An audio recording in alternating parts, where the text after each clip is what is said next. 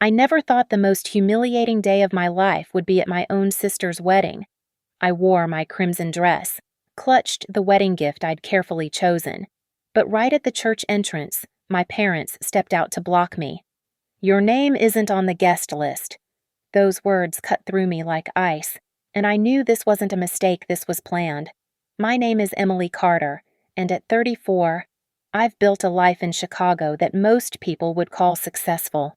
As an investigative journalist working freelance, I've exposed corruption in city halls, uncovered corporate fraud, and given voices to those who had none.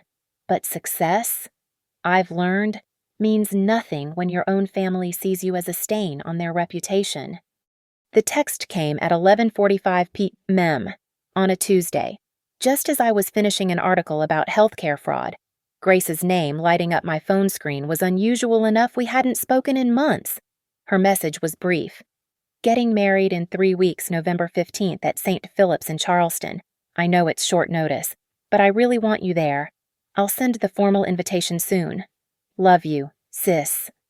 I stared at those words, my heart doing something strange in my chest. Hope, maybe, or just the phantom pain of old wounds trying to heal. Grace was 29 now, always the golden child who could do no wrong in our parents' eyes. While I was digging through documents and chasing leads in Chicago's grimiest neighborhoods, she was hosting charity galas and maintaining the perfect Southern belle image our mother had groomed her for. Our parents still lived in their historic Charleston mansion, a sprawling estate that had been in the Carter family for generations. My father, William Carter III, ran his investment firm with the same iron fist he used to run our family. My mother, Margaret, was the epitome of Southern society pearl necklaces, garden parties, and a smile that could cut glass when aimed at anyone who threatened the family's standing. I hadn't been home in 2 years. Not since I published the investigation into Meridian Financial Group's embezzlement scheme. The fact that my father had business ties to Meridian's board of directors was, according to him, a betrayal of the highest order. "Family comes first. Emily," he'd said, his voice colder than I'd ever heard it. "But clearly, your little newspaper stories matter more to you than we do." But Grace's text changed something. Maybe she was extending an olive branch. Maybe marriage had given her the courage to bridge the gap our parents had carved between us. I remembered how I used to shield her from their expectations when we were young, sneaking her out to movies when she was supposed to be at cotillion practice, helping her with essays when Mother insisted she focus only on her social development. I spent the next 3 days in a haze of cautious optimism. I bought a dress elegant but not showy. Crimson because Grace always said I looked best in red. I searched for the perfect wedding gift, finally settling on a pair of vintage pearl earrings from an estate sale, the kind of timeless piece I knew she'd treasure. I booked a flight, arranged for my neighbor to feed my cat, and even got my hair professionally styled. The formal invitation never came. When I texted Grace about it a week later, she responded quickly. "Oh, Mom's handling all that. You know how she is with the details, but you're definitely on the list. Can't wait to see you." "You're definitely on the list." Those words would echo in my mind later, mocking me with their false assurance. I tried not to read too much into the silence from my parents. They hadn't reached out. But then again, they hadn't spoken to me directly since the Meridian article. Maybe this was their way of accepting my presence without having to acknowledge it. Maybe Grace had fought for me to be included, and they'd grudgingly agreed. As my flight date approached, I found myself rehearsing conversations in my head, casual greetings that wouldn't seem too eager, compliments about the venue that wouldn't sound forced, ways to avoid discussing my work if the topic arose. I even practiced my smile in the mirror, not the sharp, skeptical expression I wore while interviewing corrupt politicians, but something softer, more suitable for a family reunion. I was trying to become the daughter they wanted, even if just for one day. For Grace. For the memory of 2 sisters who once shared everything before success and scandal drove us to opposite ends of the world. If I had known what was waiting for me at those church doors, I would have saved myself the trouble. But hope, I've learned, is the cruelest emotion of all. It makes you believe in possibilities that were never really there. Grace and I weren't always strangers wearing the masks of sisters.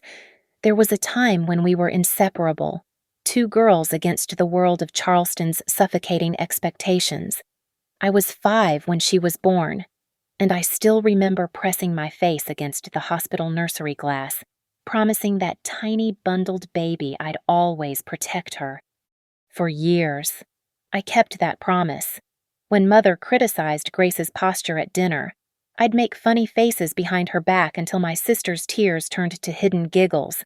When Father demanded perfection in her piano recitals, I'd sneak into her room at night and play duets with her, turning Bach into jazz until we both collapsed laughing on the bench. But somewhere between childhood and adulthood, the dynamic shifted. I chose Northwestern for journalism school, despite my parents' insistence on a proper Southern education. Grace stayed close, attending the College of Charleston, majoring in art history respectable enough for Mother's approval, useless enough to ensure she'd never stray far from home. My career took off faster than anyone expected. By 28, I was breaking stories that made national headlines. My investigation into a Chicago alderman's bribery scheme won awards. My series on homeless veterans changed city policy. I was building something that mattered, or so I thought. The first crack in our family foundation came during Thanksgiving dinner 6 years ago. I mentioned I was looking into some irregularities in defense contracting, and my father's fork clattered against his plate. "Some stories aren't worth telling, Emily," he said, his tone carrying a warning I chose to ignore. 3 months later, my investigation revealed that Meridian Financial Group, where several of Father's country club friends served on the board, had embezzled millions meant for veteran housing. The story exploded. Federal investigations followed. Several executives faced criminal charges. My father called me at 2:15 the night the story broke. "Do you have any idea what you've done?" His voice shook with rage. Harrison Mills' daughter was supposed to marry into the Whitmore family. That engagement is off. The Brennans are pulling their investment from my firm. You've destroyed relationships I spent decades building. I reported the truth, I said, my own hands trembling as I gripped the phone. Those men stole from veterans, Dad, from people who served. "I don't give a damn about your crusade." He cut me off. "You're no longer welcome in this house until you learn that family means something." Mother's approach was different, but no less cutting. She simply stopped acknowledging I existed. No more birthday cards with her perfect penmanship. No more voicemails asking about my health. In her world, I had committed the unforgivable sin I had embarrassed the family. Grace tried to play peacemaker at first. She'd call me late at night, whispering so our parents wouldn't hear. "They'll come around," she'd promise. Just give them time. But as months turned to years, her calls grew less frequent. She stopped mentioning me in her social media posts. When I saw pictures of family gatherings I hadn't been invited to, Grace's smile seemed just as bright without me there. The last time we spoke before her wedding text was at our grandmother's funeral 2 years ago. I'd flown down despite knowing I wasn't welcome. Grace hugged me in the church vestibule, but it felt like embracing a stranger. "You look well," she said, the same tone she might use with a distant acquaintance. "How's the new job at the museum?" I asked, grasping for connection. "Good," she replied, already glancing over my shoulder. "Mother needs me." And she was gone, leaving me standing alone among people who shared my blood but not my values. I understood then that Grace had made her choice. She'd weighed her sister against her comfortable life, her place in Charleston society, her parents' approval, and I had lost. The little girl I'd protected had learned that sometimes the price of safety is silence, and she was willing to pay it. But that wedding text had rekindled something I thought I'd buried. Maybe marriage had given her perspective. Maybe she'd realized that family meant more than reputation. Maybe she wanted her big sister there on the most important day of her life. Parents be damned. I should have known better. Grace had learned from the best how to maintain appearances while holding a knife behind her back.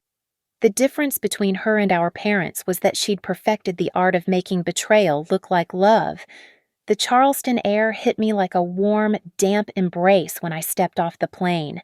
November in the South still carried the ghost of summer, thick with humidity and the scent of magnolias. I'd forgotten how different it felt from Chicago's sharp, honest cold. Everything here seemed designed to suffocate truth under layers of sweetness. I'd splurged on a rental car, a sleek black sedan that would blend in among the BMWs and Mercedes that populated the historic district. As I drove through the familiar streets, Spanish moss draping from ancient oaks like wedding veils, I felt like a time traveler returning to a past that had moved on without me. The Magnolia Grove Estate, where the wedding would be held, was a plantation-turned-event venue that had been in the Whitmore family for over a century. Grace had texted me the details weeks ago, gushing about the restored ballroom, the gardens designed by some celebrity landscaper, the way the sunset would hit the ceremonial oak tree just right for photos. Her excitement had seemed genuine then, infectious even. I checked into a small bed and breakfast on King Street, far enough from my parents' neighborhood to avoid accidental encounters, but close enough to the venue. The owner, Mrs. Henley, recognized me despite the years. "Emily Carter," she said, her smile faltering slightly. "I heard you were up north now." "Chicago," I confirmed, used to the way people here said up north like it was a disease. "Well," she managed, handing me the key. "I suppose even prodigals come home for weddings." My room overlooked a courtyard garden where a fountain tinkled peacefully. I hung my dress carefully in the armoire, the crimson silk catching the afternoon light. The pearl earrings I'd bought for Grace sat in their velvet box on the dresser, waiting. Everything was perfect, organized, ready for tomorrow's 3 o'clock ceremony. I spent the evening walking through Charleston's historic district, reacquainting myself with the city that had shaped me and then spit me out. The same restaurants still lined King Street, the same tourists still gathered around the carriage tours, but I felt like a ghost haunting my own past. My phone buzzed with a text from Grace.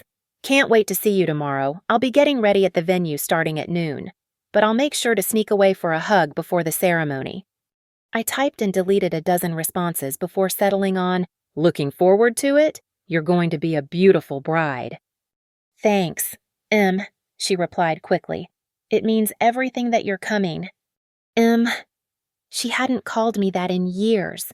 For a moment, standing outside the coffee shop where we used to spend hours planning our futures, I let myself believe this was real, that tomorrow would be a new beginning, not just for Grace and her husband, but for us as sisters. I called my editor that night, letting him know I'd be unavailable for the next few days. "Family wedding," I explained. "I didn't know you had family," he joked, then caught himself. "Sorry, that came out wrong." "It's fine, Tom. I barely know I have family either." The morning of the wedding dawned perfect, because of course it did. Charleston had dressed itself in its finest November glory clear skies, gentle breeze, temperature hovering at a comfortable 72 degrees. I took my time getting ready, applying makeup with steady hands despite the butterflies in my stomach. The crimson dress fit perfectly, elegant without trying too hard. I looked like I belonged, even if I knew better. The drive to Magnolia Grove took 20 minutes. As I wound through the tree-lined approach, I saw the transformation. White tents dotted the manicured lawns. Strings of lights had been woven through the branches. Uniformed valets directed arriving guests toward the designated parking area. Everything screamed old money celebrating new unions. I parked and retrieved Grace's gift from the passenger seat. Other guests were already making their way toward the venue. Women in pastels and men in light suits despite the formal invitation specifications. I recognized some faces, family friends who used to pinch my cheeks at garden parties, business associates of my father who'd taught me to play golf. Most looked through me as if I were invisible. A few did double takes, their smiles freezing when recognition dawned.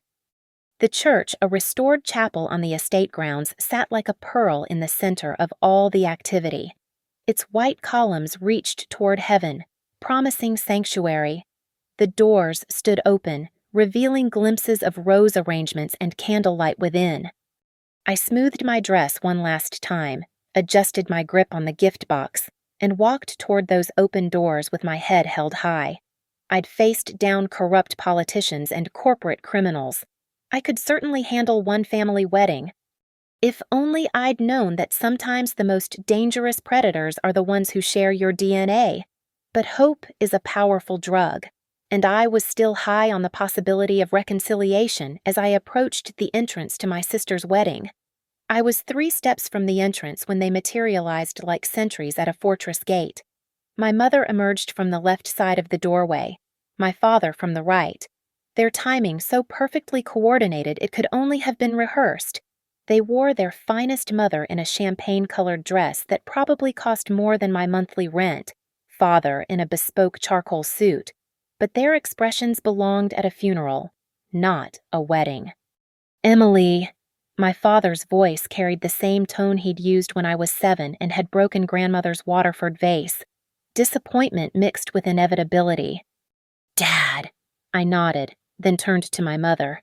"Mother, you both look wonderful." She didn't acknowledge the compliment.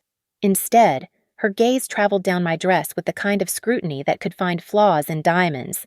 "What are you doing here?" The question hit me like cold water, but I kept my smile steady. "Grace invited me. I'm here for her wedding." "No," my father said simply, as if denying the sky was blue. "You're not." I laughed, thinking this had to be some kind of misunderstanding. "I have her texts. She asked me to come, said she'd send the formal invitation later, but—" "Your name isn't on the guest list." Mother's words were crisp, each syllable carefully enunciated to ensure I understood. "We checked it ourselves this morning when security notified us of your arrival." Security. They'd been watching for me like I was some kind of threat. The butterflies in my stomach turned to lead. There must be a mistake. Grace specifically. "There's no mistake." A new voice joined the conversation. Mrs. Eleanor Whitmore, the groom's mother, glided up beside my parents like a shark joining a feeding frenzy. I recognized her from the society page's old Charleston money, the kind that traced its roots back to before the Civil War. We were quite thorough with the guest list. Every name was approved by both families. The emphasis on approved wasn't subtle.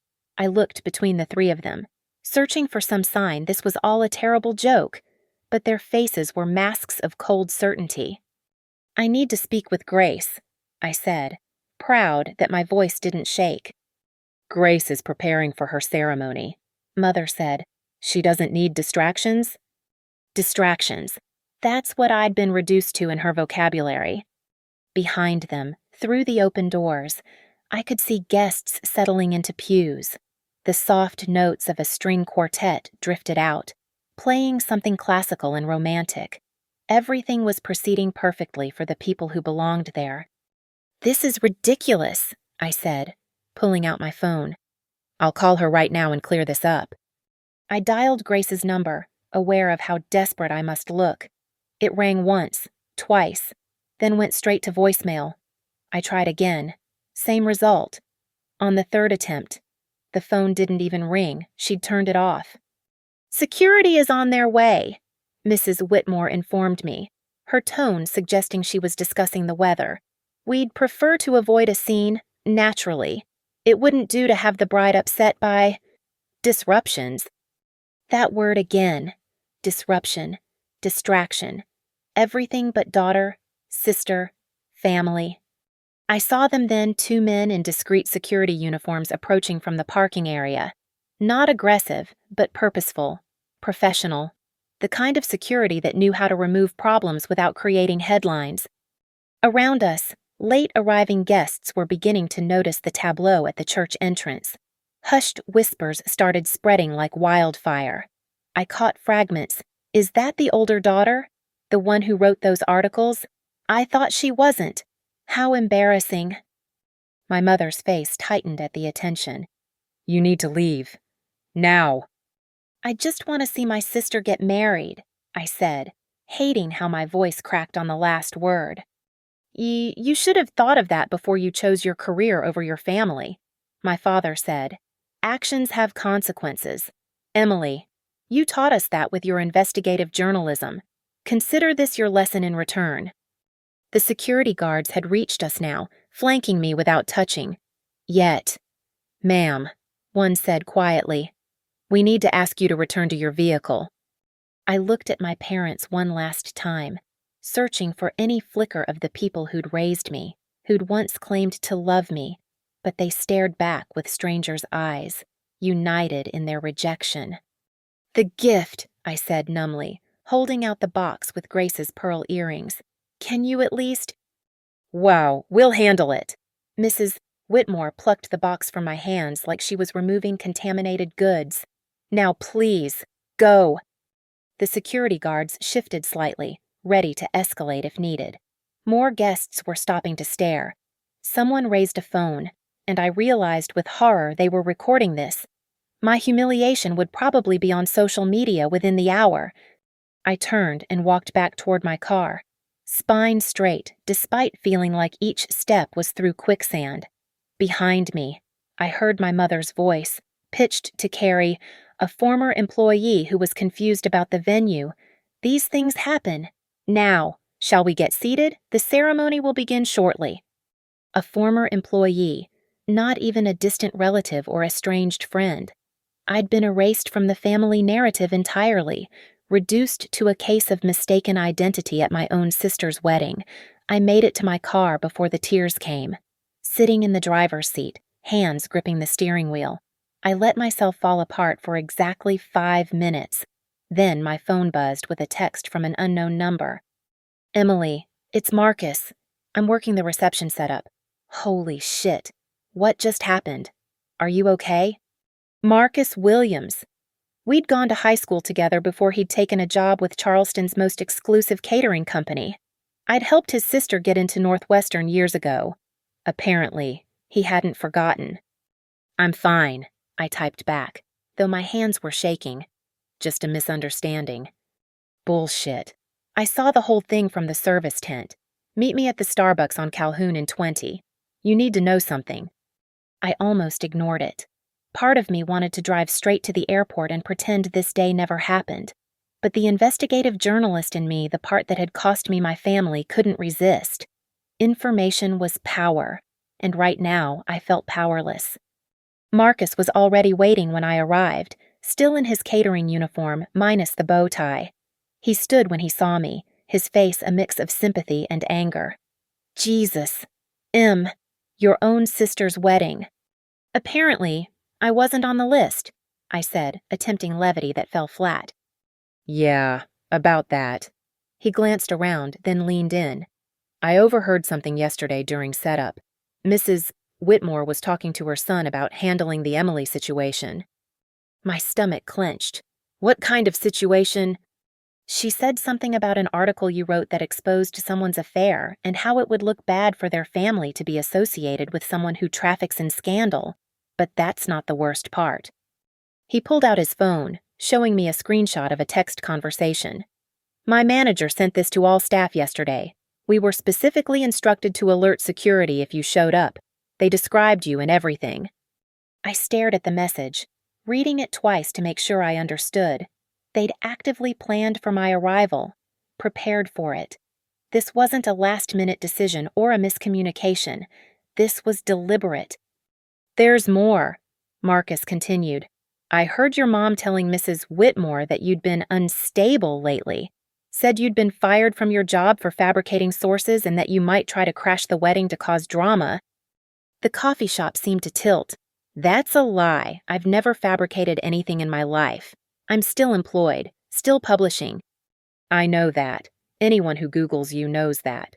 But the Whitmores don't care about truth. They care about perception. He paused, looking uncomfortable. Your sister was there when they said it. She didn't correct them. Grace, my baby sister who I'd protected from monsters under the bed, who'd crawled into my room during thunderstorms, who'd cried when I left for college. She'd stood there and let them paint me as a mentally unstable liar. "Why?" The word came out as a whisper. Marcus shrugged. "The Whitmores are serious old money, like founding fathers of Charleston money. Their son marrying into your family is already a step down in their eyes.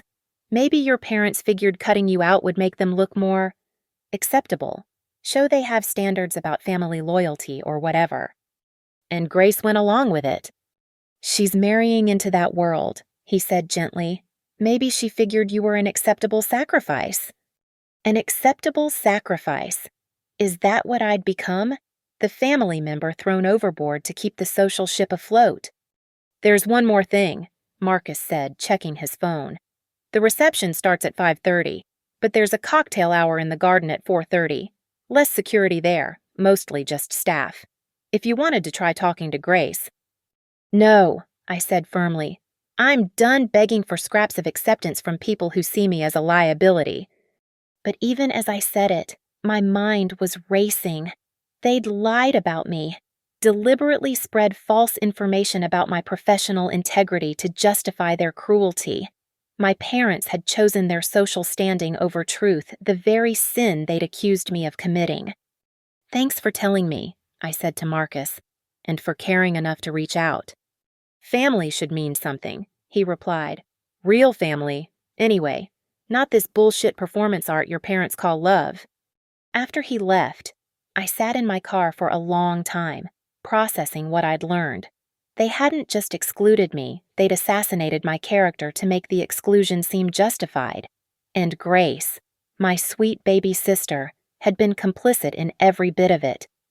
The investigative journalist in me knew this feeling well. It was the moment when a story shifted, when victims became perpetrators, when the real truth started emerging from beneath carefully constructed lies. But this time, I wasn't just reporting on someone else's scandal. This time, it was personal. Back in my bed and breakfast room, I opened my laptop and did what I did best: investigate. The Whitmore name had been mentioned too many times today for it to be coincidence. If they were so concerned about their reputation, there had to be a reason. I started with basic searches. Whitmore Holdings was a conglomerate with interests in real estate, manufacturing, and shipping. 3 generations of wealth built on Charleston's economic backbone. The society pages loved them charity galas, museum wings, hospital donations. The perfect philanthropic family. But I'd learned long ago that perfect families usually had the darkest secrets. I dug deeper, past the press releases and puff pieces, financial records, court documents, Labor Department filings. It took 3 hours before I found the first crack in their facade, a series of workplace safety violations at their manufacturing plant that had been quietly settled. Then, another crack: unusual turnover in their domestic staff, with several former employees signing suspicious NDAs. The real breakthrough came from an unexpected source. A labor rights blog run by a law student at Charleston Law had posted about troubling patterns at Whitmore Manufacturing. The post was careful, clearly written by someone aware of defamation laws, but the implications were clear. Multiple employees had reported wage theft, unsafe working conditions, and retaliation against whistleblowers. I cross-referenced the dates. The violations had started escalating 6 months ago, right around the time Grace and Harrison Whitmore had announced their engagement. I pulled up the company's board of directors and felt my pulse quicken. There was my father's name, listed as an external advisor as of 4 months ago. The pieces clicked together with sickening clarity. My father had joined their board to help manage a crisis that, if exposed, would destroy the Whitmore reputation and, by extension, my family's newly elevated social position. I made calls to old contacts, people who trusted me enough to speak off the record.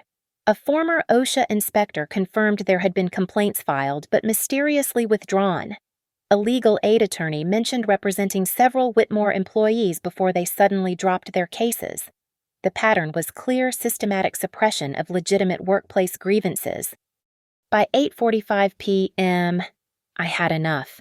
Not for a full exposé yet, but enough to know I was sitting on a powder keg. The Whitmores weren't just old money playing society games. They were actively exploiting their workers while my father helped them cover it up. My phone rang. Grace. For a moment, I considered not answering. Then curiosity won. "How dare you?" Her voice was shrill, nothing like the composed bride she must have been hours earlier. Showing up like that, making a scene. "I was invited," I said calmly. "By you." "You know what I meant was." She stopped, regrouped. "It was a courtesy. I thought you'd understand it wasn't appropriate for you to actually come." "Appropriate, Grace. I'm your sister." "You're a liability," she snapped. "Do you know what the Whitmores said when they found out about you, about your little crusade against anyone with money? Harrison almost called off the engagement. So you lied about me to save your wedding." Silence. Then, quieter. "I did what I had to do." "You let them tell people I was mentally unstable, that I fabricate sources. So better that than the truth that you're a vindictive bitch who destroys anyone who doesn't meet your moral standards." The venom in her voice shocked me. This wasn't my little sister. This was someone else. Someone shaped by our parents' twisted values into a person I didn't recognize. "I report the truth, Grace. If that destroys people, maybe they deserve it." "See, that's exactly why you weren't welcome today. Everything is black and white with you. No nuance, no understanding that sometimes keeping quiet is better than exposing wage theft, unsafe working conditions. Which is it that you think should stay quiet, Grace?" The silence stretched so long I thought she'd hung up. When she finally spoke, her voice was ice. "I don't know what you're talking about." "Sure you don't. Just like you didn't know I wasn't really invited. Just like you didn't know Mom was telling people I'd been fired." "Stay away from us. Emily, I mean it. You've already ruined enough lives with your self-righteous journalism. Don't ruin mine." "Is that a threat?" "It's a warning. The Whitmores have lawyers. Good ones. And Dad says," she caught herself. "Dad says what?" "Just stay away. Find your own life and stop trying to destroy ours." She hung up. I stared at my laptop screen, at the evidence I'd gathered. My family had chosen their side, aligning themselves with people who exploited workers and used wealth to silence victims. They'd thrown me away like garbage to protect their new status. But they'd made one crucial mistake. They'd taught me to fight for truth, back before they realized I'd apply that lesson to them too. I opened a new document and began typing. The real investigation was just beginning. I worked through the night, fueled by righteous anger and terrible hotel coffee. By 6 a.m., I had a story that would shake Charleston's elite to their foundations. Phone calls to former Whitmore employees had yielded recorded testimonies. Documents from my sources painted a clear picture of systematic exploitation. The final piece came from an unexpected source, Harrison Whitmore's ex-girlfriend, who was more than happy to share details about the family's creative accounting. The Charleston Tribune wasn't interested. Neither was the Post and Courier. Local papers relied too heavily on advertising from families like the Whitmores. But the editor at the Washington Herald, where I'd freelanced before, saw the potential immediately. "This is explosive, Emily," Janet said over the phone. "But the timing, are you sure you want to publish this today?" "Today? Grace's wedding day. The reception would start at 5:30 p.m. "The timing is perfect," I said. By 4 p.m., the article was live online. The headline was damning: "Charleston Dynasty Built on Worker Exploitation Inside the Whitmore Holdings Scandal." My byline sat boldly beneath it, a declaration of war. Social media exploded within minutes. The story was shared hundreds of times in the first hour. Whitmore scandal began trending locally. Charleston's gossip networks, faster than any news service, went into overdrive. I dressed carefully in the same crimson dress I'd worn to the church. This time, I wasn't trying to blend in. This time, I was making a statement. I arrived at the Magnolia Grove estate at 5:15 p.m., just as the cocktail hour was ending and guests were being ushered into the reception tent. Security recognized me immediately, but I didn't approach the main entrance. Instead, I walked to the media tent where photographers were uploading ceremony shots. Several recognized me, one had even used my investigation work as a source before. Emily Carter. A photographer from Charleston magazine stared at me wide-eyed. "Did you see what's happening? Your article phones are blowing up in there. The Whitmore family is in crisis mode." Through the clear walls of the reception tent, I could see the beautiful disaster unfolding. Guests huddled around phones, their formal wear a stark contrast to their shocked expressions. The receiving line had dissolved into chaos as Harrison's father barked orders at someone on his cell. My mother stood frozen, her perfect smile finally cracking. And there was Grace, in her $10,000 dress, looking like a princess in a nightmare. Harrison was beside her, his face flushed as he scrolled through his phone. Even from a distance, I could see her confusion transforming into horror as she realized what was happening. The band had stopped playing. Servers stood awkwardly with champagne trays as conversations turned from wedding pleasantries to shocked whispers about labor violations and federal investigations. "They're saying the FBI might get involved," one photographer murmured. "Financial Crimes Division is already asking questions." I felt a savage satisfaction watching their perfect day crumble. They'd humiliated me, cast me out, spread lies about my character. Now the truth was spreading like wildfire through their manicured world, and there was nothing they could do to stop it. A commotion near the tent entrance caught my attention. Grace had spotted me through the clear walls. She hiked up her dress and stormed out, her new husband trailing behind. Security moved to intercept, but she waved them off. "You," she was crying, mascara running in dark streams down her cheeks. "You did this. You couldn't stand being excluded, so you had to destroy everything." "I didn't destroy anything," I said calmly. "I just pulled back the curtain. The rot was already there." This was my wedding day. She was screaming now, drawing every eye. "My one perfect day, and you ruined it. Like you ruined my reputation. Telling people I was mentally unstable, that I fabricate sources." Harrison stepped forward, his Harvard Law education apparently kicking in. "You're going to pay for this. Defamation. Intentional infliction of emotional distress. Truth is an absolute defense against defamation." I cut him off. "You should know that, counselor.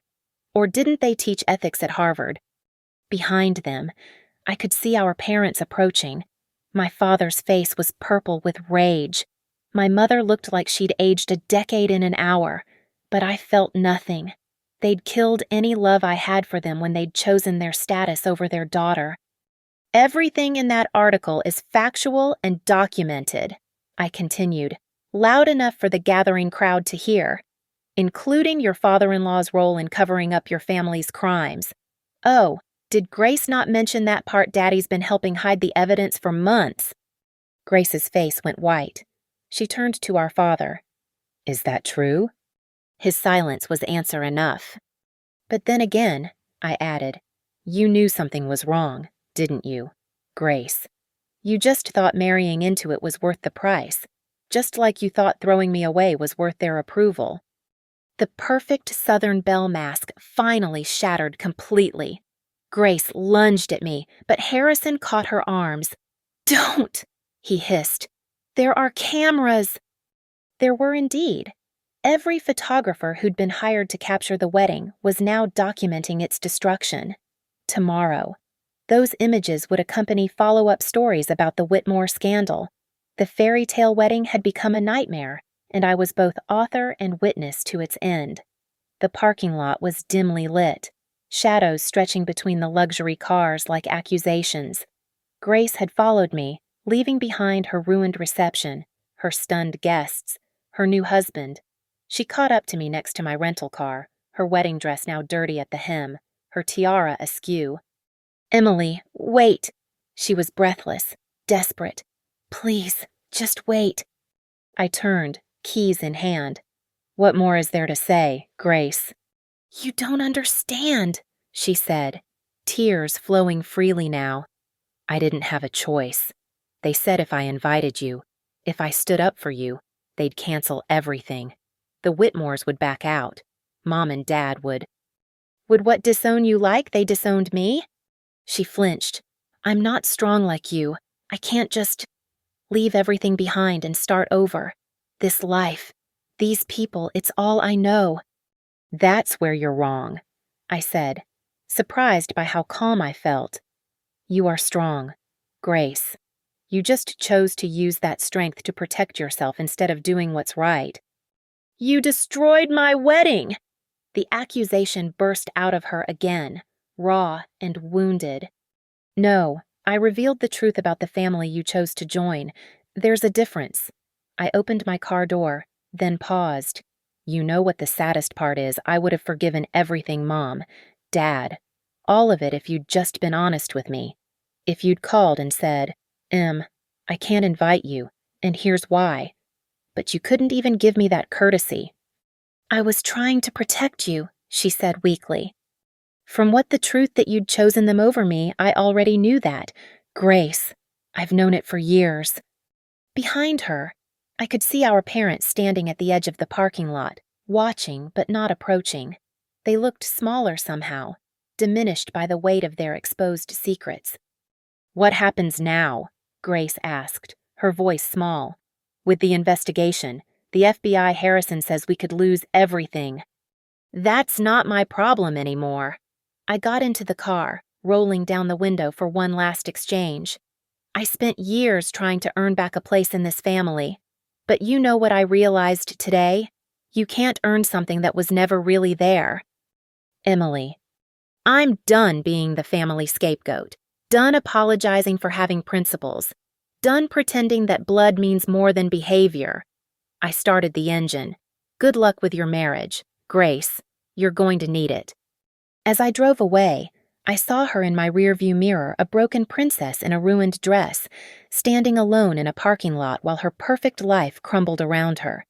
Part of me felt sorry for her. She'd made her choices based on fear, not malice. But choices have consequences, as my father had so coldly reminded me earlier. My phone buzzed with messages as I headed toward the airport. Job offers from major papers who'd seen my article. Congratulations from fellow journalists. Interview requests from news stations. Even a few messages from distant relatives, suddenly remembering I existed now that the family scandal was public. I ignored them all. There would be time for career decisions later. Time to process the liberation that came with burning every bridge to my past. Time to build a life that didn't require me to shrink myself to fit others' expectations. At the departure gate, I pulled up Grace's contact in my phone. My finger hovered over the delete button for a long moment. Then I pressed it, watching her name disappear like smoke. Then my parents' numbers. Then every cousin, aunt, and uncle who'd chosen silence over solidarity. You can't choose your family, people say, but they're wrong. You can absolutely choose to walk away from people who share your DNA but not your values. You can choose to stop seeking approval from those who see you as an embarrassment. You can choose yourself. As the plane lifted off, carrying me back to Chicago and the life I'd built without them, I felt something I hadn't expected: peace. I'd lost a family today, but I'd found something more valuable: the knowledge that I didn't need their acceptance to be whole. They could keep their old money, their reputation, their careful lies. I had something worth more: the truth, a clear conscience, and the freedom that comes from refusing to play by rules designed to keep you small. And that was more than enough. Thank you all for listening to this story of family betrayal and ultimate redemption. I'd love to know where you're listening from. Drop a comment below and let's connect. If this story resonated with you, please subscribe to the channel and share your thoughts. Have you ever had to choose between family loyalty and standing up for what's right? I'd love to hear your experiences in the comments.